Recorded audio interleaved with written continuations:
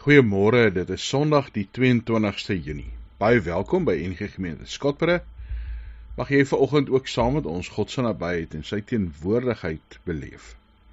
Ons gaan in die erediens ook doop vier wat wonderlik is. Ons gaan ook die nagmaal gebruik. Jy is welkom om by die huis ook saam nagmaal te gebruik, om deur God versterk en vernuwe te word. In Romeine 8 vers 14 skryf Paulus: almal wat deur die Gees van God gelei word, hulle is kinders van God. Dit is my voorreg om jou te groet, kind van God, en vir jou te kan sê, namens God, vrede vir jou. Hierdie groet kom van God die Vader wat jou geskep het, van Jesus Christus wat vir jou mens geword het, gesterf het aan die kruis en opgestaan het, kom van die Heilige Gees, God wat in jou woon, elke dag. Op watter stadium in 'n mens se lewe is jy die kwesbaarste? Is dit as jy 'n babietjie is, of 'n kleuter, of 'n tiener, of 'n jong volwassene, as jy dalk al 'n middeljarige mens is, of 'n afgetredene is, of as jy broos raak op jou ou dag? Party mense sal sê babas, hulle gaan so maklik dood, daar is soveel goed wat hulle kan seermaak, hulle kan nie vir hulle self sorg nie. Ander sal sê kleuter-Peter stadium, wanneer kinders die wêreld begin ontdek, en begin rondloop en dan goed vat, en goed in hulle monde druk, en hulle vingers in goeters druk, ja, dis wanneer hulle groot gevaar loop om seer te kry. Ander sal sê nee, jong mense, wanneer groepsdruk nou begin groot raak, wanneer jou maat sê om saam te doen, as jy op skool is, en dis belangrik oor wie van jou hou en nie van jou hou nie. Ander sal sê nee, jong volwassenes, as jy nou die eerste vryheid beleef van nie meer onder jou ma en pa se dak bly nie, nie meer doen wat hulle hoef te doen wat hulle sê nie, jou eie salaris kry, dan begin die versoekings van die lewe regtig groot raak. Dalk is dit wanneer jy ouer is, en al kinders het, en wanneer die verantwoordelikhede van groot mens baie word in jou lewe, wat baie druk ook dalk meer word, wat jy self kan besluit, wat jy dalk al fondse by mekaar gemaak het om te kan besluit. Dalk is dit net wanneer jy aftree, as jy 'n nuwe lewensfase ingaan en begin wonder oor die sin van die lewe en alles wat jy gedoen het, en nie meer werk nie. Dalk is dit wanneer jy regtig oud en broos raak, of vryel soos die Engels sê, en weer afhanklik is van ander mense. Daar's nie regtig 'n meer kwesbare tyd in jou lewe nie.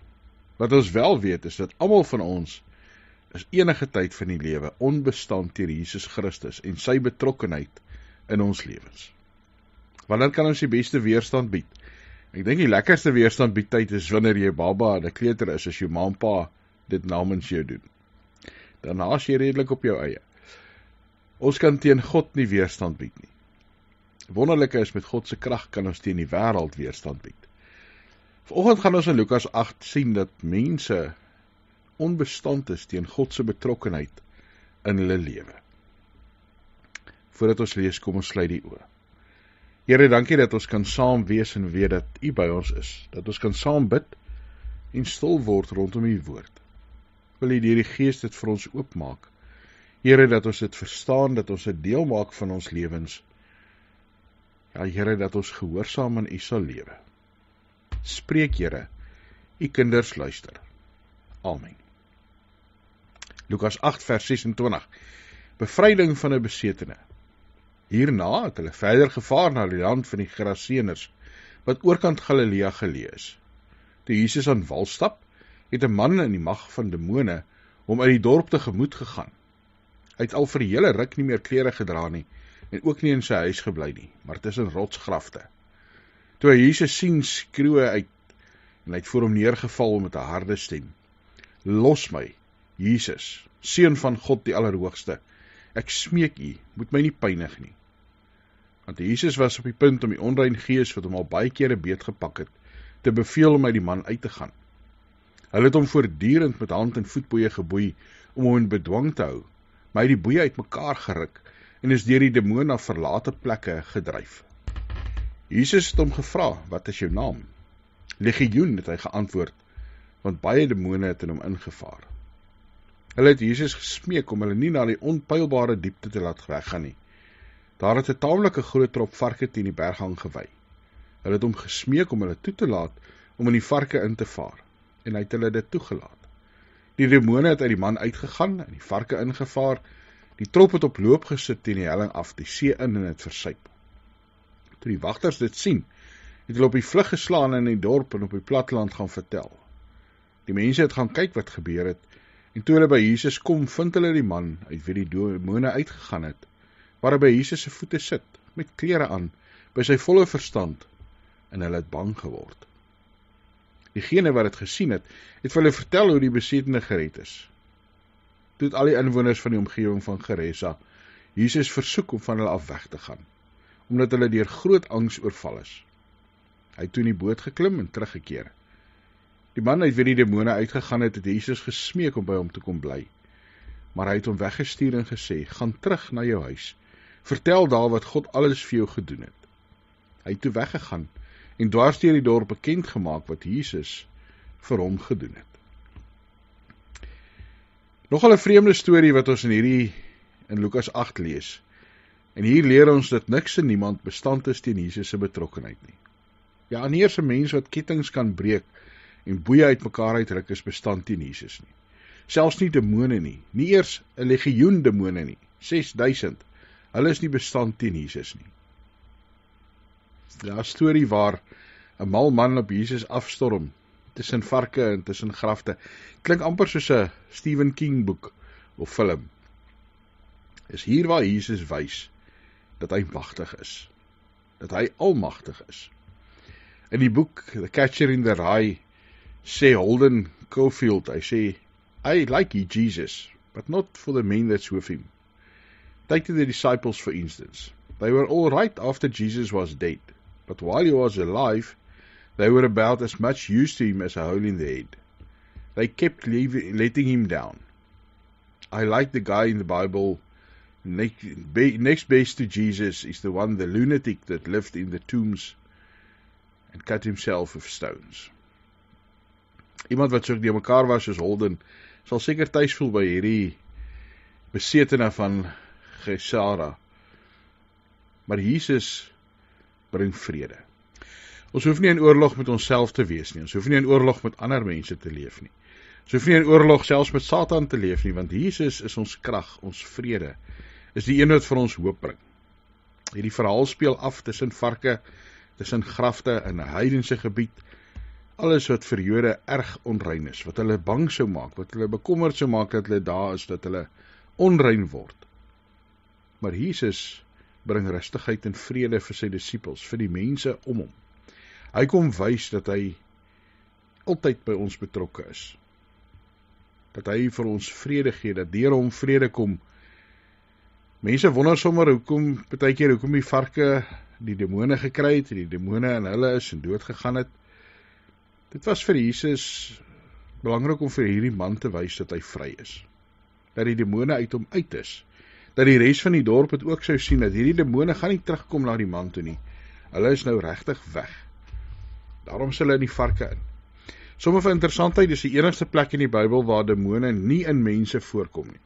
Of nie net in mense voorkom nie, waar hulle in iets anders as 'n mens is. Nêrens in die Bybel is 'n demoon vasgebind aan 'n ding nie. Is 'n demoon vasgebind aan iets nie. Dis altyd aan mense. En God maak ons vry van demone.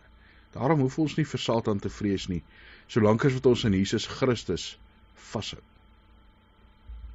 Jesus sien mense raak. Jesus bring vrede vir mense. En dan is die reaksie van die dorpsmense eintlik hartseer, wat vir Jesus bang word, wat vir Jesus vra om uiteindelik weg te gaan. Daar's die verhaal van C.S. Lewis in die Narnia, waar hulle Aslan die leeu het, wat 'n simbool is van Jesus. Dan op 'n stadium vra die twee sissies, Susan en Lucy, vir meneer en mevrou Bewer oor Aslan. Susan sê, is hy veilig? Ek sal verseker bang wees om 'n leeu te ontmoet.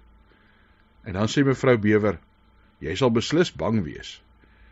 Mense se oë is 'n knie klap as hulle voor Aslan moet verskyn. Hy is net te belangrik, te groot. En dan vra klein Lucy, is hy dan nie veilig nie? Veilig, sê meneer Bewer. Hy is nie veilig nie, maar hy is goed. God is almagtig, God is groot, God is vreesaanjaend, maar God is ook 'n God van liefde, God is goed, en daarom is ons by Jesus mense wat in vrede leef. Hoef ons nie vir God bang te wees nie. Ja, ons moet vir God respek hê, maar ons hoef nie vir God bang te wees nie, want hy is nie die een wat ons wil straf nie, hy wil ons red, hy wil ons toevou in sy liefde. En dit maak ons onbestand teen die liefde wat ons in sy oë vind.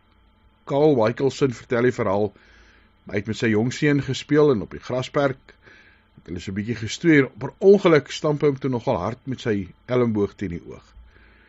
En hy sê sy klein seentjie was absoluut oorbluf oor hierdie pyn wat hy nou skielik ervaar het, en daar was trane dadelik in sy oë. Maar toe kyk hy in sy pa se oë en hy sien nie woede of vyhandigheid nie, hy sien sy pa se simpatie en omgee en besorgdheid, sy pa se liefde. En dan van plaas om in trane uit te bars die seentjie uit van die lag. Want dit wat hy in sy pa se oë gesien het, maak die verskil. Dit wat ons in God se oë sien, maak die verskil. Partykeer gaan die lewe ons hart stamp. Partykeer gaan God se woord ons hart stamp en vir ons nooi om terug te draai na hom toe. Maar as ons in sy oë kyk, sien ons sy sagte liefde.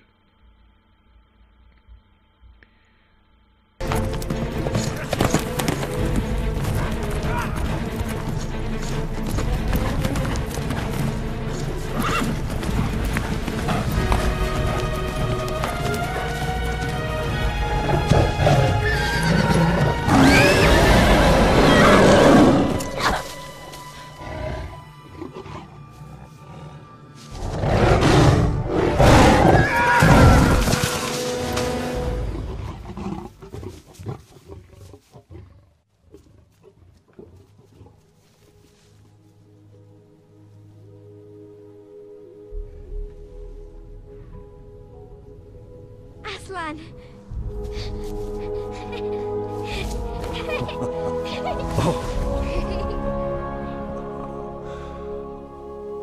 I knew it was you. The whole time I knew it. But the others didn't believe me. And why would that stop you from coming to me?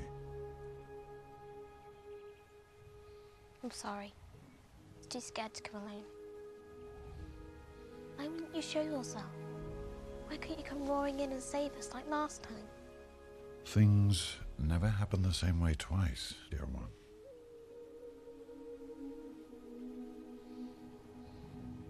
If I had come earlier, with everyone who died, could I have stopped that? We can never know what would have happened, Lucy.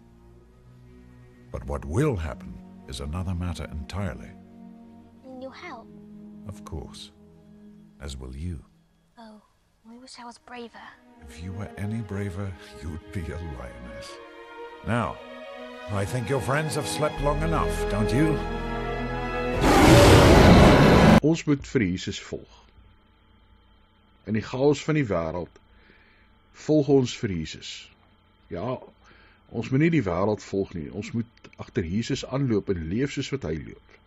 Hierdie man, hierdie besetene wil graag verby Jesus wees, en dan sê Jesus nee, gaan leef soos ek tussen jou dorpsmense, gaan vertel vir mense wat ek vir jou gedoen het, gaan gee liefde vir ander mense.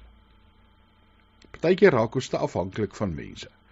'n Joernalis vra vir 2 beroemde skilders wat hulle sou doen, en of hulle sou aanhou skilder as hulle nooit weer iemand het wat na hulle goed kyk nie. En dan antwoord Matthys, hy sê natuurlik nie, ek sal ophou. En dan Roald, wat 'n gelowige was, sê natuurlik, daar's 'n gehoor van een. God mag ons roep om te werk vir sy plesier en vreugde. Watter groter vreugde kan aan die lewe wees as dit? Daar was in Amerika 'n polisieman, Larry de Primo, wat 'n man in die straat sien lê het sonder skoene, koud kry, en dan gaan hy en hy gaan koop vir hom 'n paar skoene en trek dit vir die man aan, en dan neem iemand 'n foto terwyl hy dit doen. En hierdie foto versprei oor die internet, en wonderlik hoe mense dit begin naleef en nadoen het. Nou die hartseer is waarskynlik as hy skoene vinnig weer verkoop vir kos of vir dwelms of vir iets anders. Maar Jesus kom en hy betoon liefde. Hy vra nie wat iemand terug gaan doen vir hom nie. Ons moet nie in Jesus se liefde en in sy almag twyfel nie. Ons moet gaan leef soos hy geleef het, gaan volg soos wat Jesus gedoen het. Dat ons in die lewe sal doen dit wat Jesus doen, en nie met vrees sal leef nie. Daar is die verhaal wat vertel word van Abraham Lincoln, wat in die Amerikaanse slaweplein geloop het, en hy 'n klein dogtertjie gesien het wat verkoop gaan word, en toe koop hy self die dogtertjie. En toe sê hom dat gebring word, toe haal hy die boeie van haar af en sê vir haar, hoor die dogtertjie, jong dame, jy's vry. En sy vra van, wat beteken dit? En hy sê, wat ek gesê het, jy's vry, jy kan gaan doen wat jy wil, niemand gaan meer jou baas wees nie. En dan sê sy, vry, ek kan regtig maak soos ek wil, gaan waar ek wil. En Abraham Lincoln antwoord ja. En dan sê sy met trane in haar oë, dan wil ek saam met u gaan. Jesus maak ons vry. Jesus red ons van onsself, van die wêreld. Kom ons loop vreesloos agter hom aan. Onbestand teen sy liefde en sy betrokkenheid. Dankie Here, dat ons in u genade en u almag kan leef. Dankie dat u ons vry maak van die sonde, en van die straf op sonde, en van die dood. Mag ons opnuut ewig vir u lewe. Amen. Ons gaan nou ook die nagmaal gebruik. Weet dat in die nagmaal kom God na jou toe, en hy wil vir jou herinner aan dit wat Christus gedoen het. Hy wil jou kom verseker van jou vryspraak, van sy liefde vir jou, van die genade wat jy by hom kan ontvang. Hy wil jou laat vooruitkyk, om iets te sien van die heerlikheid in die hemel en die koninkryk waarin ons gaan deel. In die nagmaal wil Jesus jou die gemeenskap met hom en medegelowiges laat beleef. Daarom, as jy vanoggend die brood breek, weet dat dit is Jesus se liggaam wat vir jou gebreek is. Eet dit en dink daaraan dat sy liggaam gebreek is vir 'n volkomme versoening van al jou sonde.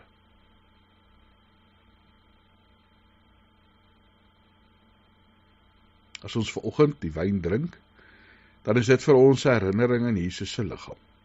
Ja, as dit 'n herinnering aan Jesus se bloed, wat gevloei het tot 'n volkomme versoening van my en jou sonde. Neem dit vanoggend, drink dit, en dink daaraan, dat sy bloed gevloei het vir jou sonde, dat jy nou vry is.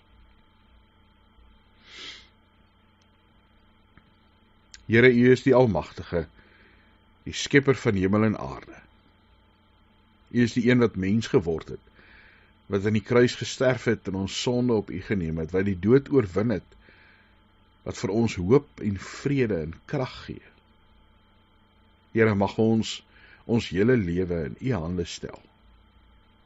Dankie dat ons weet u is by ons, van babietjie tot die dag wat ons weer afhanklik is van ander as senior mense. Dankie dat ons weet, Here, ons leef altyd in u genade en u beskerming. Mag ons u volg met oorgawe en met hoop. Mag ons vertel met vreugde en met opgewondenheid van u grootheid en goedheid. En Here, wanneer dit 'n pad is wat moeilik raak, dankie dat ons weet, u versterk ons deur die tekens van die nagmaal, van die doop, deur die woord en deur die gees, deur medegelowiges. Here, ons is diensbaar in u hande. Ons gaan hiervan af uit om u te eer. In Jesus se naam. Amen. Die Here is voor jou om jou pad gelyk te maak. Die Here is agter jou om jou te beskerm, langs jou om jou vas te hou, onder jou om jou te dra, bokant jou om jou te seën. Die Here is binne jou, deur sy Heilige Gees. Amen.